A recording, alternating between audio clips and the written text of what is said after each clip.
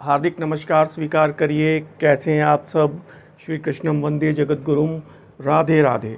और आज कई दिनों के बाद यद्यपि कि आपकी क्लास में उपस्थित हुआ हूँ और स्वास्थ्य संबंधी कारणों से आपकी ये क्लास थोड़ा सा बीच में डिस्टरबेंस हुआ है, लेकिन आइए और जल्दी से आप सब क्लास में आइए और बिना किसी भूमिका के आज के सत्र की शुरुआत करते हैं। आपकी परीक्षाएं इन बिटवीन मुझे लगता है आगामी, अगर कमीशन का गठन होता है तो 2 से 3 महीने के बीच में हो सकती हैं। केवल ये एक संभावना है, लेकिन जैसा कि मैंने इधर देखा कि छात्र फिर से अपनी पढ़ाई के प्रति उदासीन हो गए हैं, तो ऐसी गलती मत करिए।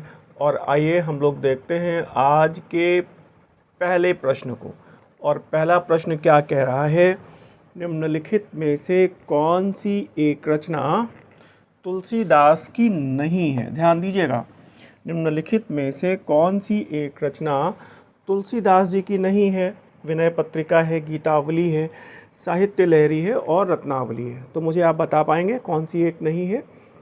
और क्लास में सभी छात्रों को जवाब देना है। तो प्रश्न सरल है और जवाब दे पाएंगे, और यहाँ पर बिना सोचे समझे आप एक सही जवाब दे सकते हैं। और यहाँ पर सही जवाब है साहित्य लहरी, और ये सूरदास जी की रचना है। ठीक है। अब चूंकि इतिहास के रेफरेंस में अगर थोड़ी सी बात करें तो हो सकता है दिमाग कभी आपका रत्नावली पर भी जा सकता है, लेकिन ध्यान रखिएगा इस पुस्तक में वो तुलसीदास जी की अर्धांगिनी का नाम रत्नावली था, और उस पर उन्होंने अपनी पत्नी पर एक पुस्तक लिखी है रत्नावली। लेकिन फ़िलहाल इतिहास में भी एक रत्नावली नाटक लिखा गया है, ध्यान रखिएगा।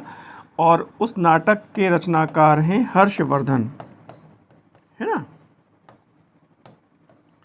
3 नाटक लिखे गए हैं।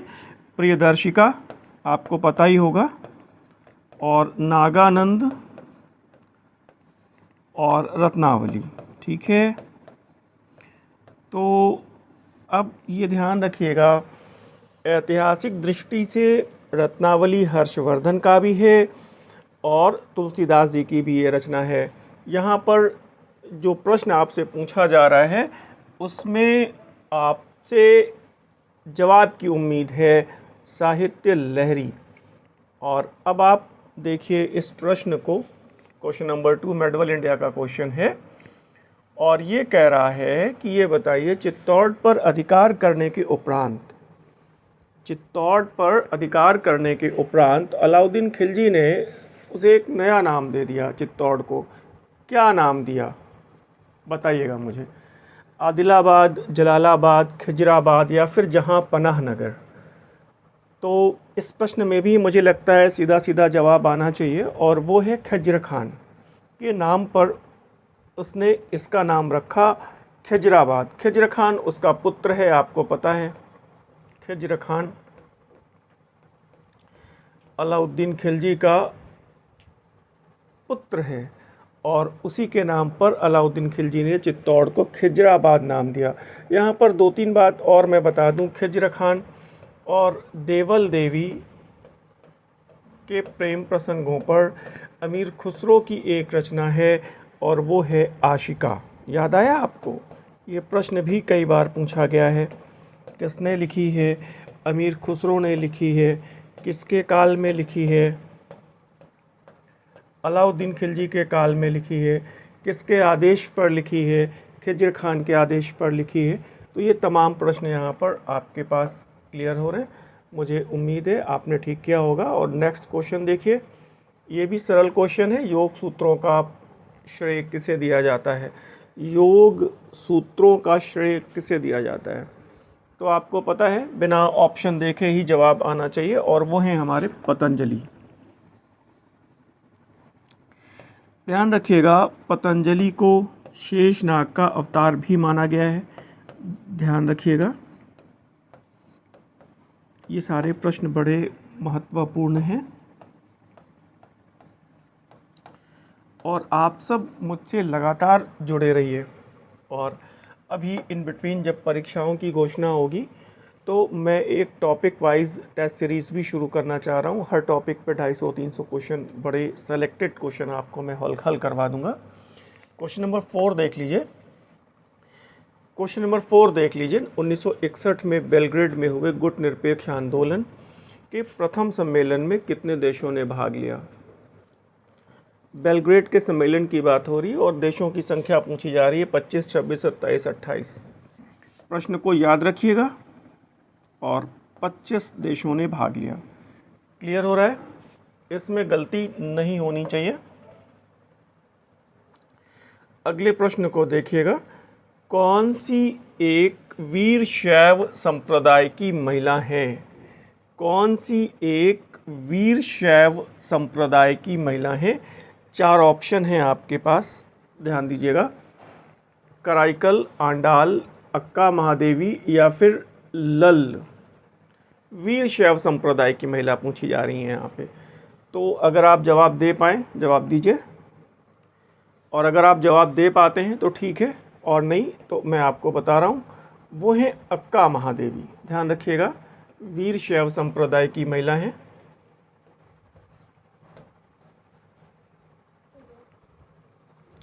दो प्रश्न यहाँ पर और हैं। विशेष तौर पे एक कराईकल का नाम आता है, तो ध्यान रखिएगा, कराईकल नयनार महिला संत हैं। ठीक है, कराईकल नयनार महिला संत हैं, ये बड़ी महत्वपूर्ण बात है।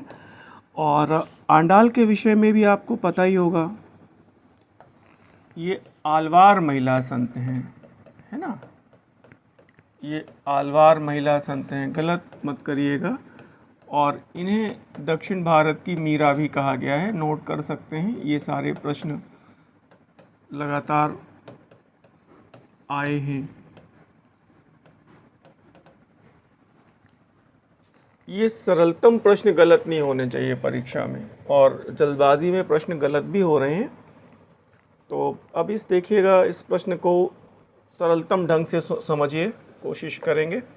किस अधिनियम के द्वारा बंगाल के गवर्नर जनरल का पद सृजित किया गया?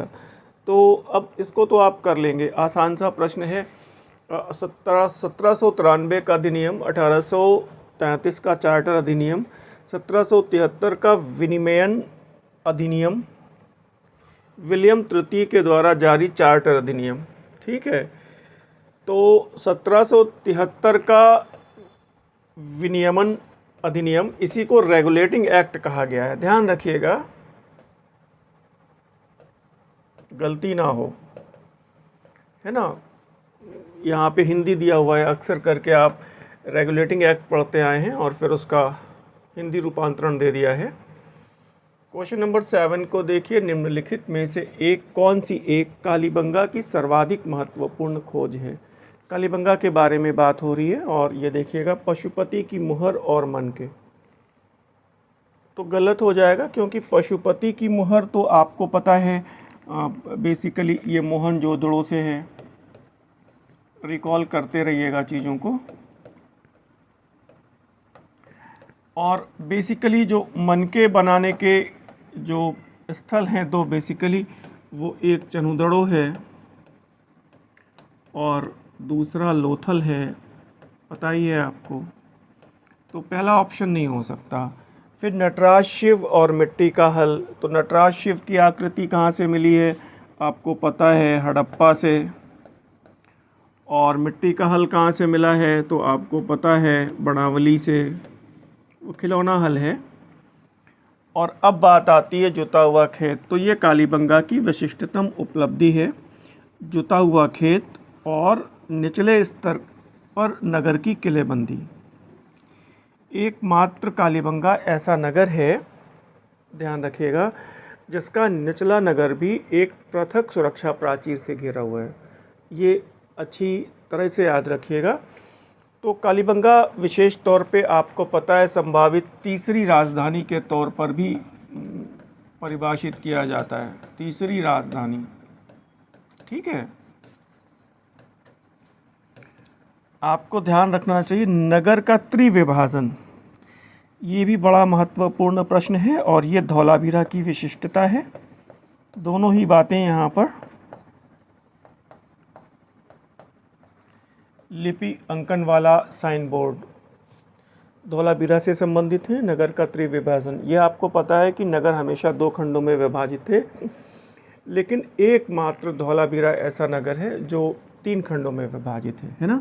और जो बीच वाला प्राचीर युक्त क्षेत्र है वो मध्यमा कहा गया है, धौलावीरा की विशिष्टता है। तो यहाँ पर प्रश्न के अनुसार आपके पास कालीबंगा से जुता हुआ खेत और निचले नगर की किलेबंदी। मैडम बिकाई कामा किस समुदाय से संबंधित हैं? तो आपको पता है फ्रेंच, क्रोएशियाई या फिर आयरिश या फिर पारसी। तो आपको बेहतरीन ढंग से पता होगा, वो पारसी महिला हैं और इनको क्रांतिकारियों की माँ कहा गया है। ध्यान रखिएगा, क्रांतिकारियों की माँ एक बार ऐसे आया है और एक बार ऐसे आया है कि mother of Indian revolutionaries. Mother of Indian revolutionaries कौन कहलाती हैं? तो वो मैडम बिकाई कामा है। फिर एक बार और प्रश्न आया है कि ये बताइए फादर ऑफ इंडियन रेवोल्यूशनर्स कौन कहलाते हैं? फादर ऑफ इंडियन रेवोल्यूशनर्स, क्रांतिकारियों का पिता किसे कहा गया है? क्रांतिकारियों का पिता मुझे बता दीजिए आप, क्रांतिकारियों का पिता। और अगर पता चल रहा है तो ठीक है, और नहीं तो मैं जवाब दे रहा हूँ आपको, और वो हैं श्यामजी कृष्ण वर्मा। एक बड़ी विशेष प्रवृत्ति छात्रों में देखने को मिल रही है। छात्र विशेषीकृत अध्ययन की तरफ ज़्यादा उन्मुख हो गए हैं और इतना कुछ पढ़ लेना चाह रहे हैं कि उन्हें लगता है कि हम सब कुछ पढ़ लेंगे, और ये प्रवृत्ति आपके लिए बहुत घातक होगी, पीजीटी की परीक्षा के लिए घातक होगी। ये नेट का पेपर नहीं है कि आप सब कुछ पढ़ के और चले जाएं। पीजीटी के पैटर्न को आप समझें। इसका पेपर एक खास ट्रेंड पे सेट होता है जिसमें लगभग 80% प्रश्न, ध्यान से सुनिएगा मेरी बात, 80% प्रश्न सरलतम होते हैं, और जो बहुत गंभीर छात्र हैं वो सबसे ज़्यादा मात खा जाते हैं जो सरलतम प्रश्न होते हैं। मेरी बात को अगर आप समझ पाएँ तो ठीक है, और अन्यथा पीजीटी में अगर आपके 8-10 प्रश्न सरल हो गए और वो आपने गलत कर दिए तो फिर दिक्कत होती है, और फिर आप प्रथम दृष्टया कंपटीशन से बाहर हो जाते हैं। ये एक बहुत ख़तरनाक स्थिति है। जैसा कि आपको पता है कि हमारी एक ऑनलाइन टेस्ट सीरीज़ भी चल रही है जिसमें 125 प्रश्न होते हैं हमेशा। एंशिएंट, मिडवल, मॉडर्न के इतिहास के 125 प्रश्न होते हैं जो इतिहास के तीनों खंडों में विभाजित होते हैं। बहुत सारे गंभीर छात्र जुड़े हुए हैं, और एक बड़ी कॉमन बात जो दिखाई पड़ रही है मुझे वो यही दिखाई पड़ रही है कि छात्र 10 से 12 प्रश्न, कभी कभी तो 13 से 15 प्रश्न सरलतम गलत कर रहे हैं, सरलतम प्रश्न गलत कर रहे हैं भाई, और ये प्रश्न गलत नहीं होने चाहिए। यानी अगर मुझे लगता है कि कम से कम आपका कट ऑफ 110 तक पहुँचे तब आप आ जाते हैं 103, 102, 101, 100 ऐसे आ जाते हैं। सरल प्रश्न गलत कर रहे हैं, प्लीज़ ऐसा मत करिए। और भारत में आधुनिक उपन्यास के जन्मदाता कौन माने जाते हैं? देख सकते हैं आप, बंकिम चंद्र चटर्जी हैं, माइकल मधुसूदन दत्ता हैं, एम विद्यालंकार, महात्मा गांधी। आधुनिक उपन्यास के जन्मदाता, तो ये 2 विकल्प तो अपने आप ही कट जाएंगे। अब ये 2 हैं तो इसमें आप गैस कर पाएंगे, और वो हैं बंकिम चंद्र चटर्जी। ठीक है, ध्यान रखिएगा। एक इनकी विशेष रचना है, आपको पता है, आनंद मठ, वंदे मातरम यहीं पर है, सन्यासी विद्रोह का विवरण है। ध्यान रखिएगा, कई बार ये सब प्रश्न आए हैं, आप नोट करिएगा। और एक विशेष बात है, माइकल मधुसूदन दत्ता, नील दर्पण का अंग्रेजी अनुवाद, ये प्रश्न भी आया है। नील दर्पण का अंग्रेजी अनुवाद किसने किया? माइकल मधुसूदन दत्ता ने किया। नील दर्पण किसने लिखा है? तो आपको पता है, दीनबंधु मित्रा ने लिखा है। नील दर्पण है क्या? नील दर्पण नाटक है। इन बातों पर विशेष ध्यान रखिएगा, प्रश्न हमेशा 2 4 5 प्रश्न आपको हमेशा हमेशा ध्यान दीजिएगा रिपीट करके मिलेंगे, है ना, तो वहाँ पे गलती ना हो। और यहाँ पे देखिए, पट्टाचारा एवं आम्रपाली को किस रूप में परिभाषित किया गया है, किस रूप में जाना जाता है, जैन तपस्विनी, आजीवक तपस्विनी, बौद्ध तपस्विनी या फिर सूफी महिला संत, आप बताएंगे और कर पाएंगे, क्योंकि यहाँ पर एक नाम आम्रपाली का भी है और वो बौद्ध तपस्विनी के रूप में जानी जाती हैं। ठीक है, वैशाली की नगर वधू थी आम्रपाली, तो बाद में वो बौद्ध तपस्विनी हो गई, बुद्ध की शरण में आ गई। तो पट्टाचारा और आम्रपाली दोनों का संबंध बौद्ध धर्म से है, बौद्ध तपस्विनी या बौद्ध भिक्षुणियों के रूप में है, ऐसा याद रखिएगा। और फिर सरलतम प्रश्न है आपके सामने, और किस मराठा शासक ने पेशवाओं को मराठा राज्य का प्रबंधन सौंप दिया?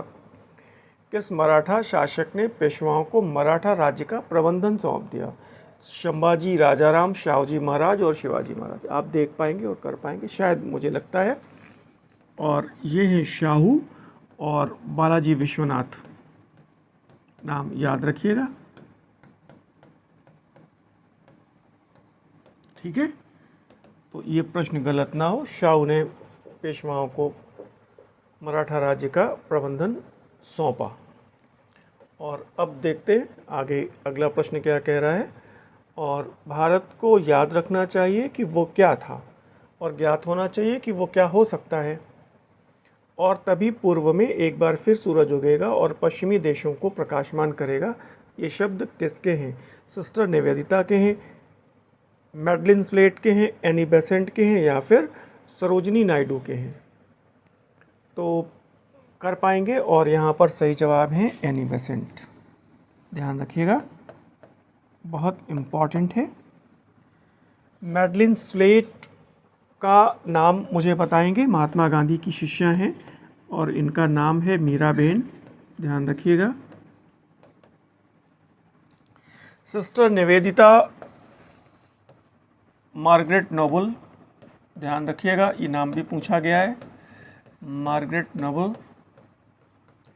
और स्वामी विवेकानंद की मानस पुत्री हैं सिस्टर निवेदिता, स्वामी विवेकानंद की मानस पुत्री हैं, ध्यान रखिएगा। और नेक्स्ट क्वेश्चन को देखिए, क्या कह रहे हैं?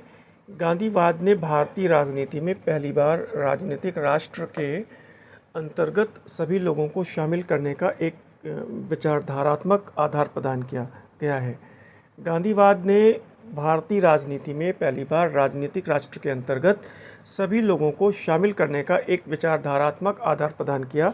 यह कथन किसका है? टैगोर का है, फिरोज शाह मेहता का है, गोपाल कृष्ण गोखले हैं या फिर आर.पी. दत्ता हैं? तो यहाँ पर अगर आप जवाब दें तो बेहतर है, और यहाँ पर जवाब है आर.पी. दत्ता। ठीक है, जवाब है आर.पी. दत्ता, नोट कर लीजिएगा। और क्वेश्चन नंबर 14 देखिए, दक्कन का सबसे प्रसिद्ध बीजापुरी स्मारक कौन सा है? इब्राहिम रोजा, रंगीन महल, टोली मस्जिद या फिर हौजला तोरा? और यहाँ पर सही जवाब है इब्राहिम रोजा, ध्यान रखिएगा, इब्राहिम रोजा। इब्राहिम आदिल शाह के द्वारा 1627 में बनवाया गया है। इस प्रश्न को याद रखिए, ये प्रश्न rare of the rarest question है, आपके लिए कठिन भी हो सकता है, लेकिन अब याद रखिएगा, हो सकता है ये प्रश्न कहीं पूछा गया हो तभी यहाँ पर आया है। और ये कह रहे हैं कि सबसे सुंदर गुप्त मंदिर कहाँ पर स्थित है? कोणार्क, बोरोबुदूर, कानपुर या फिर देवगढ़? तो देवगढ़ का दशावतार मंदिर है, पंचायतन दशावतार।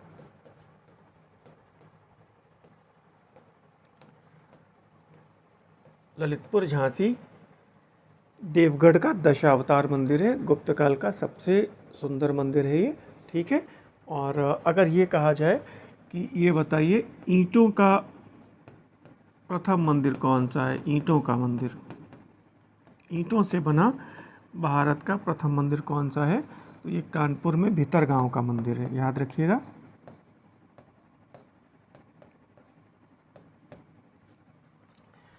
और कोणार्क आपको पता है ये सूर्य मंदिर है। बोरोबुदूर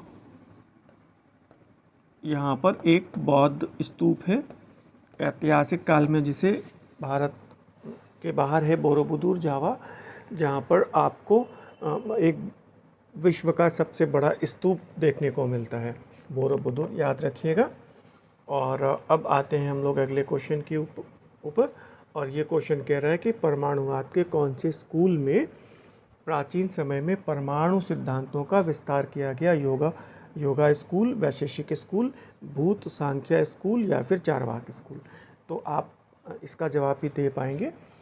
और यहाँ पर सही जवाब है वैशेषिक स्कूल। ठीक है, वैशेषिक स्कूल। और मुझे उम्मीद है आपने ये लगभग सारे प्रश्न सही किए होंगे। अगर एक या दो प्रश्न आपके यहाँ पे गलत हो रहे हैं तो इसको आप संभालिए, और हम लोग नेक्स्ट सेशन में जल्दी मिलते हैं। कुछ विशेष स्वास्थ्य संबंधी कारणों की वजह से मैं आपकी क्लास बीच में यद्यपि नहीं ले पाया, लेकिन हम लोग कोशिश करेंगे कि अब अगली क्लास आपको शीघ्र ही मिल जाए। तो फिलहाल मुझे बता दें, धन्यवाद, नमस्कार।